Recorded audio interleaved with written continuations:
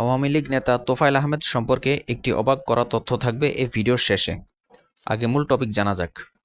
সাবেক শিল্পমন্ত্রী ও প্রবীণ আওয়ামী লীগ নেতা তোফায়েল আহমেদ সহ 2 জনের বিরুদ্ধে গ্রেফতারি পরোয়ানা জারি করেছে আদালত। ক্ষমতার অপব্যবহারের মাধ্যমে অবৈধভাবে 1,25,00,000 টাকা অর্থ আত্মসাতের মামলায় পলাতক থাকায় ঢাকা বিভাগীয় স্পেশাল জজ বেগম শামীমা আফরোজ গত 19 এপ্রিল এই পরোয়ানা জারি করেন।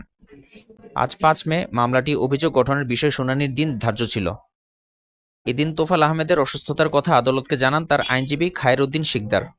তিনি আদালতকে জানান, তোফায়েল আহমেদ কাউকে চিনতে পারছেন না, তার স্মৃতিশক্তি নেই, আদালতে উপস্থিত হয়ে মামলার কার্যক্রমে অংশগ্রহণ করতে তিনি শারীরিকভাবে অক্ষম। অর্থ আত্মসাতের অভিযোগ এনে 2002 সালে তৎকালীন দুর্নীতি দমন ব্যুরোর পরিদর্শক কাজী শামসুল ইসলাম এই মামলা দায়ের করেন। এবার শুনুন সেই অবাক করা তথ্যটি আসলে কি। তৎকালীন ডাকসু ভিপি এবং ছাত্রনেতা এই তোফায়েল আহমেদই শেখ মুজিবুর রহমানকে বঙ্গবন্ধু উপাধি প্রদান করেন। 1969 সালে 23 ফেব্রুয়ারি ঢাকা রেসকোর্স ময়দান, বর্তমান সোহরাওয়ার্দী উদ্যানের একটি বিশাল জনসমাবেশে তিনি শেখ মুজিবুর রহমানকে বঙ্গবন্ধু উপাধি প্রদান করেন। বলুন তো, এই ঘটনা কি আপনার জানা ছিল?